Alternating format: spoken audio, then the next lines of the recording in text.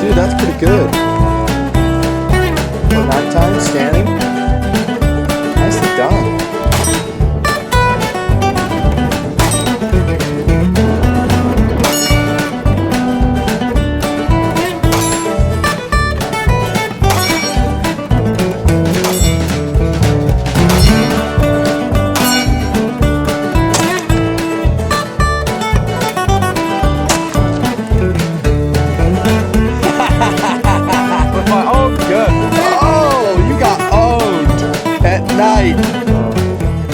Dude, that freaking rocked.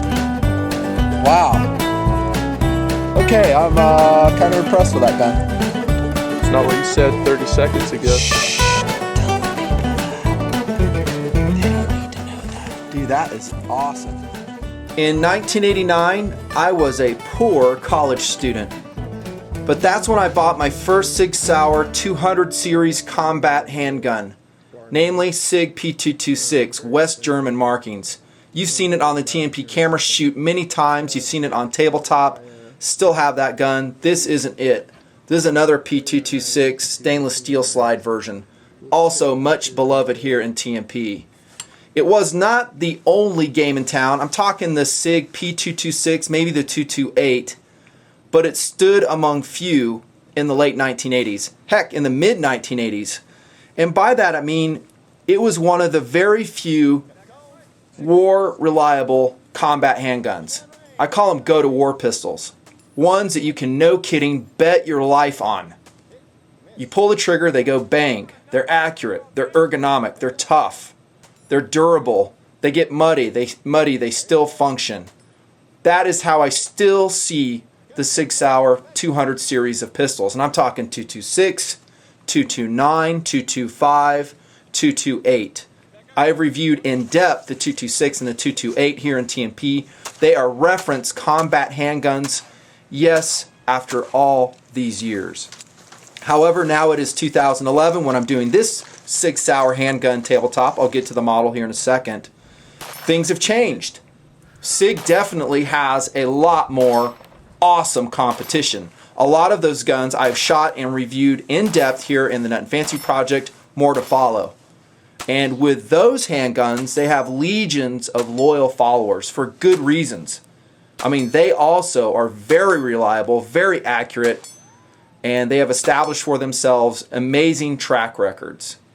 But yes, even in 2011, probably in the decades to come, I still feel the Sig P226 and all its brethren are some of the best and finest combat handguns ever devised by mankind. Love them. Love them, love them, love them. Man, they shoot good. There are a couple downsides of the Sig. Let's say the 226 in particular. One, it is heavy. This one is mounted with the awesome TLR3 weapon light. Reviewed here in TMP. Check it out if you're interested. They are heavy. Around 31 ounces or so with a magazine in them. Yeah, by 2011 standards, that's a heavy handgun, even for a service pistol. I mean, one of my references is a Glock 17, always has been, for weight. About 25 ounces, maybe 24 and a half, depending. That is a lightweight, service-sized combat handgun. And yes, it stood along with the Sig back then. And what were some others? Just for the heck of it, the Glock 17 was there, the CZ75 existed, the P7 M13 by H&K, the Beretta 92 series. Some others have came and gone. They just did not survive the test of time. Sig soldiers on though. But yeah, back to the weight. Heavy. Also, it's very expensive.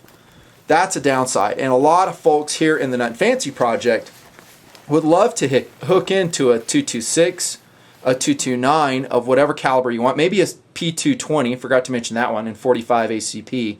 They just cannot soldier the huge cost, around $800 or so for a new one. I mean, there's some used options out there. They're excellent. Some certified used options from Sig, which are excellent. That's a lot of money. Let's go to the subject of this tabletop review.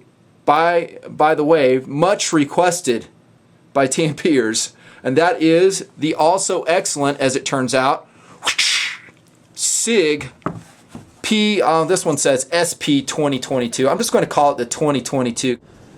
This is a polymer framed Sig, and yet it inherits a lot of the attributes of these other awesome and highly proven combat handguns, the 225, 228, 229, 226. Is it as awesome as those handguns? Well, it is done with testing here in the Nutnfancy project after about 2 years. Honestly, though, I was never going to do a tabletop on this gun, the 2022. I'm kind of kidding about the 2 years. I did some shooting with it with Inadvertent Smell, crew member in TMP, now serving in Afghanistan. Thank you very much. USMC Combat Tour, 7 months. Big ol' how you doing? Big ol' thank you to Inadvertent Smell. He and I went out and we shot this gun. This is his gun, by the way, on loan. Taking good care of it for him. And I was actually more impressed with the gun than I would have ever thought I was. But I was like, okay, cool, maybe, just maybe I'll do a tabletop on that later on. You know how busy I am with all the stuff we got pushed down the pipe here in TMP. Here it is, 2011, I'm finally getting around to it. Mainly because so many guys have asked for it, because they're looking for an affordable Sig. Okay, they love the 226 as well, but they're short on cash. They can't go out and spend the better part of $1,000 on a handgun. How about this one? Well, value is around $400. If you search around, $350 for a Sig 2022. Let's jump into the details. Nutnfancy style, the way I always do, philosophy of use. I've spoken so many times about this on my tabletop reviews. You guys should know it by heart. This is a combat handgun, and by that I mean it's one that you would defend your life with. I'll get this out of the way. It could be a recreational handgun. That's the only reason you have a 2022. I've talked to that many times before. It is in 9mm, this version. They also make it in 40 and 357 Sig. 357 Sig, take out a second mortgage if you want to be able to afford to shoot that gun. Very expensive. And 40 to a lesser extent, it's still expensive, but 9 is probably the best choice just by way of economy. And is it fun to get out and shoot these guns? You know it. Love it. Recreational gun, absolutely. Back to combat handgun. First and foremost, home defense. Notice it's got a rail. Okay, why is that important? Right here, dudes.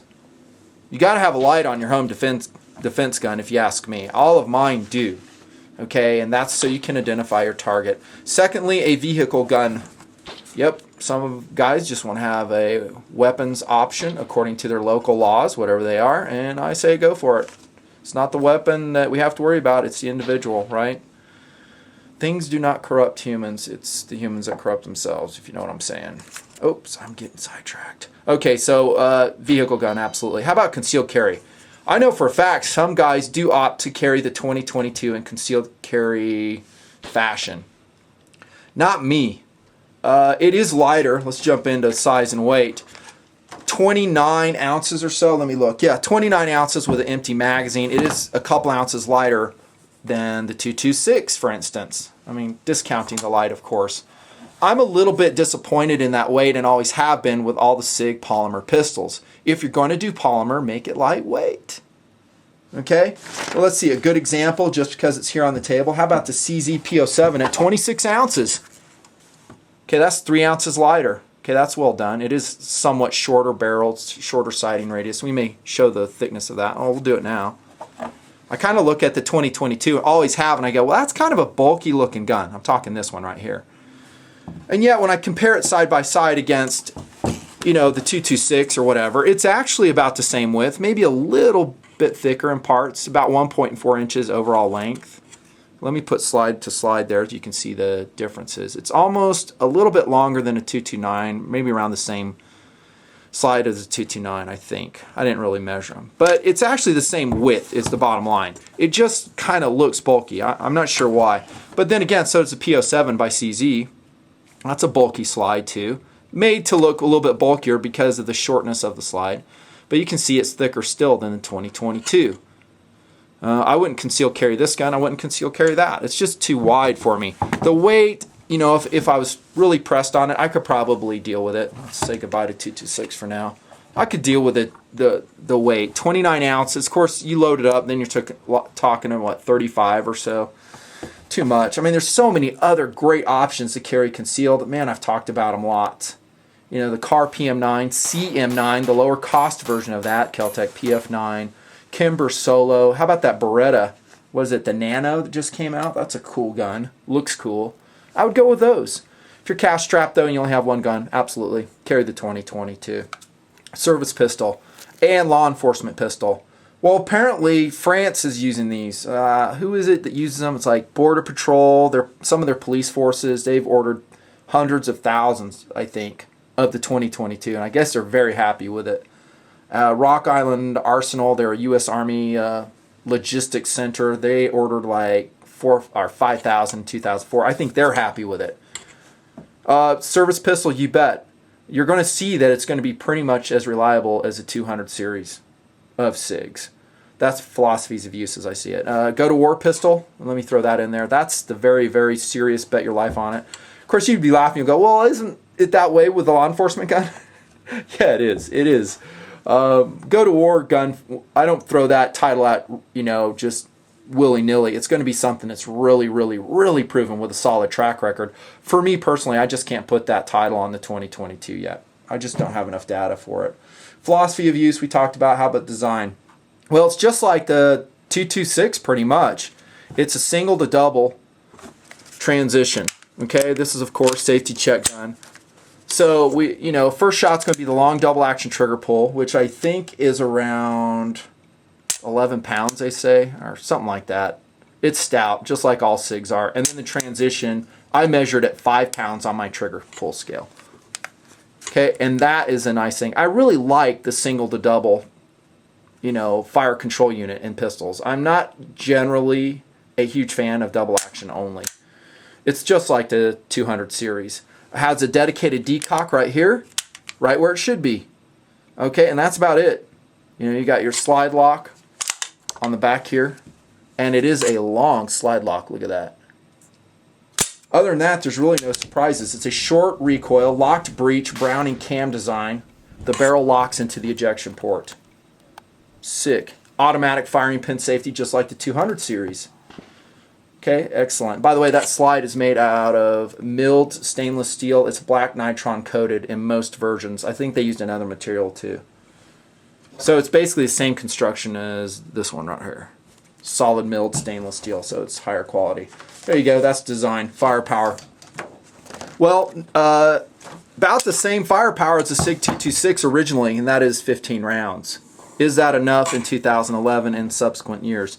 I would say absolutely yes. And if you don't like it, go score yourself a Mech-Gar pushing 17 rounds. Those are readily available for about $31, and they fit the 2022 and the Sig Pro, which, by the way, this is a successor to. So the Sig Pros came out, and I get the sense, I could be off on this, they didn't really do well in the market, not so much. And so this 2022 succeeded it, and I think it's doing much better. Just a feel I got. I didn't do a lot of research on that. Firepower is great.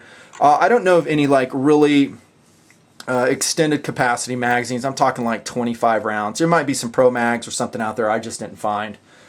For most social purposes, 15 rounds will get the job done. Add a couple extra with the Mech-Gar, which are highly recommended here in TMP. Firepower is excellent for the cost. Accuracy.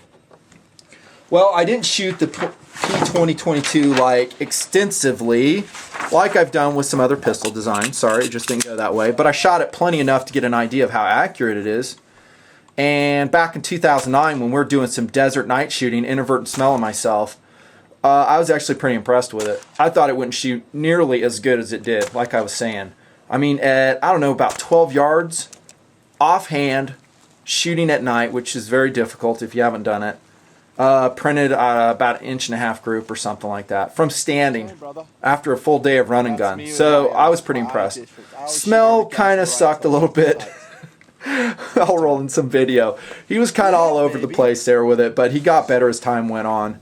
It's tough always shooting from standing, especially after a full day of running and gunning. And then I went out in September of this year and said, well, let's see what this thing can really do, and this is what I came out with. This is at 12 yards. This is rested. Blazer aluminum, because that's just what I had on hand. That's a decent group.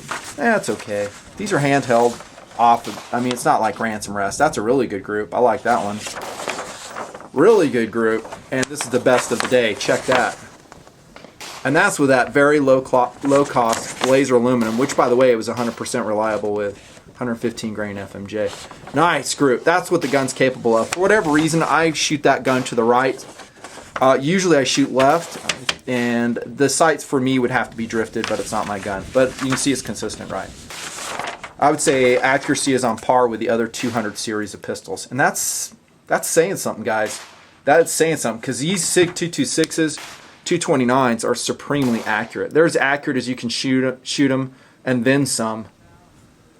I'd really love to be able to shoot that group at 25 yards. It's just so difficult for me to be able to do it. Accuracy, phenomenal. Ergonomics. Some of this I've already talked about. One thing I love about the SIGs, and the 2022 is going to come along for the ride, is just it's such a clean design. I said that in my Sig 226 Warrior Excellence series, which by the way is one of the most viewed Nutnfancy video series ever in the history of ever. Last time I checked, the first part had 325,000 views, which for me is a lot of views. And I know for a fact I've sold thousands and thousands of Sig 226s for these guys. I'm talking Sig Sauer, because I've talked to the people who have bought them, both in emails and in person at all the shows.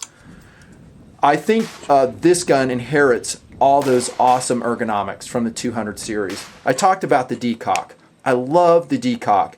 If you've never shot a dedicated decocker like the Sig, there's others too like the FNP, FNX, try it.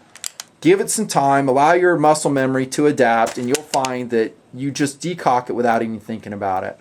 You definitely don't want to run around with any Sig pistol with a single to double action transition like this. That's not good. Cops are taught never to do that. You're always going to go to decock. And because some police officers forgot that brought birth to the DAK, or DAC trigger mechanism that SIG did, and some other DAO options, because people were running around like this. And then now you have a very light single action pull. You can touch that off when you don't want to touch it off. Always keep your finger like that, dudes. But it just happens. So there you go. It's just a clean design. There's no external safeties, and that's the way I like it. On a combat handgun, usually. I can run with external safeties too, but when given a preference, I want this type of gun. Okay, how about the sights on the 2022? This one's got night sights, and there's two versions, obviously. There's going to be high contrast 3-dot and then these SIG night sights. This is the one I would recommend because it's going to be so cost effective for you to get these from the factory, pre-installed, and they are excellent. You saw for me shooting a little bit to the right, but other than that, awesome. I think the SIG sights are excellent. I don't have any issues with these ones. The trigger. I already said 5-pound single action, very long double action pull, whatever. It is smooth. It is a SIG. Some guys have said that the polymer versions pull better than the aluminum frame 200 series. I would say no. Not in my experience with this sample of one, and that's all I'm talking about. About on par. I'd be hard pressed to tell a difference. I wouldn't say this gun needs a trigger job either. I think the 5-pound is decent. I wouldn't necessarily do that. The feel overall is enhanced by an interchangeable back strap, and I'm going to show you how that's done if I can. Make sure that's safety check, just out of habit. Okay, this is your tab to pull that back strap up with. Here comes a handy Swiss Army knife. You got to push that. There you go. Done. I went on to the SIG store and said, well, okay, let me see what kind of sizes they have. I didn't see any of them listed. Again, Inadvertent Smell, her name just slays me. Inadvertent Smell has the kit to this. I think they come with them, so there's probably different sizes. This is the medium sized, and in my experience, most often the medium size is what most people will run on their Sig 2022, or heck, for that matter, all the other guns. I like the grip. There's just a slight flare. I'm talking a bulge here at the rear of the heel, like that. The stippling, as it's molded into, this one's marked Sig Pro, kind of a throwback, is excellent. Good traction, good feel. I say it looks bulky. I'm going to stay with that. That's more of a visual, look that it has. When you feel it or you hold it, it doesn't feel that way. Great grip, love it. Triangular magazine release. I found it worked great. It protrudes just about the right amount, and it's rounded, so there's no harsh corners to cut you. Love the square trigger guard. I've always said that. I've never deviated from that. Nothing's changed. Love the square trigger guard. If you don't like it, ignore it. You know, years ago there was a big push to make all the trigger guards rounded because that was the groupthink of the time. Stupid. I don't like that. I do shoot that way. You guys have seen it, and for me it just works. It is kind of a longer trigger guard, which will fit gloves better. If you compare it against 226's trigger guard, there's some more length in there. Cool. The decock lever, by the way, is kind of funkadelic. It's kind of a ramped out one compared to the more lower profile 200 series dropper. Whatever, not a big deal. Picatinny rail on this. I think Sig Pro had like a proprietary rail on it, so it's good they finally squared that away and fixed it. I think overall it's a good looking pistol. Cocking serrations, just like any Sig pistol, and you can see there's a tapering of the slide as it goes up to the top. I don't really look at the mag well, see if it was funneled. It's kind of, not really, it's more stepped than anything. This one has a magazine base plate pad on it. Is that needed? Excuse me, I gotta get a drink. I don't know. I don't like them. It just adds length. I don't think I necessarily need it, you know, for that, but kind of a shorter pistol grip. There you go, ergonomics. Field strip and maintenance. Let's knock this out. Okay, so once again, making sure that's empty. It does not have a dedicated takedown lever like the 200 series does. Here's the 226 again. We just rotate that and take down the 200.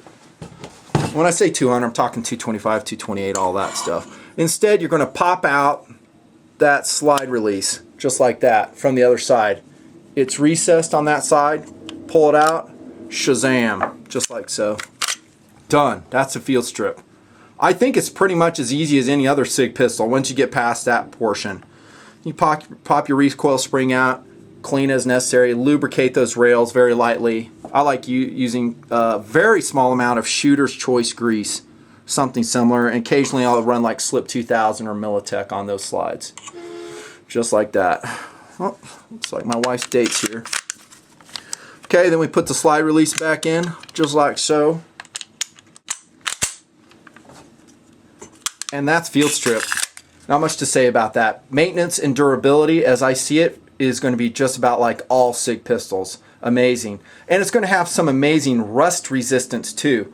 I don't think that barrel is stainless steel. The slide definitely is, and you have a polymer frame. Accessories and versatility. How about holsters? That's always a big one. We're talking about handguns, right? How many holster options are there for them? I didn't really go out and look a lot. I know there's a Phobos for it for around $16. I think Phobos holsters are good. They're not the best. Some guys will complain that you can get them twisted off your hip by a bad guy. Say, how about protecting your handgun? And then what else? You have a whole bunch of leather options, no doubt. If you're willing to pay the price, they can custom mold it for it. And then Sig markets their ITAC holster for around $37, and it's custom made for them. Probably by, I don't know, Michaels of Oregon or something, and they put the Sig name on it. There's probably some good holster options out there. I use universal holsters in the Nutnfancy project because I am swapping from gun to gun all the time. I'm talking like a horizontally oriented holster, maybe a Blackhawk Special Ops type. It'll definitely fit those. Sights, I'm not too sure, to be honest with you, of what kind of sight options you have. I think if you order it with a night sights, you're going to use it in the POUs of defensive gun. I don't think you really need to swap them out. Now, if you're going to run competitions with it, I didn't really talk about that. I've never heard of anyone doing it with a 2022. I guess it could be done. I don't really know if there's some other sighting options out there. There probably are. Look at the comments. There's a lot of smart TMPers, a lot of them that have this gun, and if they have the accessory, they're going to tell you in the comments. It's worth your while always in a Nutnfancy video to go through the comments and see the information shared by all the folks that subscribe to TMP. You'll be amazed. And I always learn stuff going there. I was like, whoa, I didn't know that. I didn't know that was available. And they'll talk about some really cool options if you want to mod out. That's probably the best resource you can find, I guess, for accessories for the 2022. I talked about the rail. You can put the light on. Again, I'm still recommending the very cost-effective TLR3 by Streamline. It just works so well within about 25 yards or so. That's about all I got to say on accessories. Oh, how about magazines? I talked about the Metgar option, around $31. If you go with the more expensive factory option, I think I wrote a price down here. Where is it? I don't know. I want to say like $35 to $40 for the factory magazines. I'd probably go with the Metgar 17 rounds. Get a couple more, or get a couple rounds there. Here we go. Value. We're kind of cranking. This is cool. I talked to it a little bit already. $400 MSRP on the non-night sight is $494 as of present day. The night sight one is MSRP $583. Street price on that will be around $460 on the night version, maybe less if you can really score a great deal. And then on the normal gun, non-night sight version, about $400, I'm thinking, for that. So that puts it in the ballpark with some other high value 9mm or 40s for that matter. You can go 357 Sig, but if you have that much money to shoot it, why are you buying a $400 gun? I'm just saying. Another good option would be that CZ P226. That's an affordable gun. Still kind of going through its testing in TMP. The first one I was testing was failing to go into battery every so often. This is its replacement. I want to see if it's reliable. The reliability on the Sig was phenomenal. I never saw any jams at all, even with hollow points and reloads. Great gun. This is an option though, and I think it has the makings of a great gun. Stay tuned for the tabletop. I'll let you know in detail. The Ruger SR9 would be a good option. That's awesome. The FNP, FNX series, great guns. Around $475, 25 ounces. So it's 4 ounces lighter than this one. And by the way, that CZ P226 is $425. That is a lot of gun for the money, especially when you consider, finally, durability, reliability, and track record. There are a lot of fans of the 2022, for good reason. It is a Sig for less. That's what I called my FNP review. Maybe I should have reserved that title for the 2022, because you're getting a 200 series Sig combat handgun for a lot less money, less than half the price, and it is lighter. So in some ways, it actually solves two of those problems with the 200 series. Weight and cost. It's about the only problems I ever seen with them. Okay? It should be lighter, like I said, but for around $400, that is a lot of handgun, and it has an amazing track record. It is a under-publicized gun, and this video will help take care of that. The Sig 2022 is a huge win for Sig. I think it's going to be commercially successful over time, and I'm more than happy to get the word out on this very awesome Sig alternative to the more expensive guns. That's a Nutnfancy review. See ya.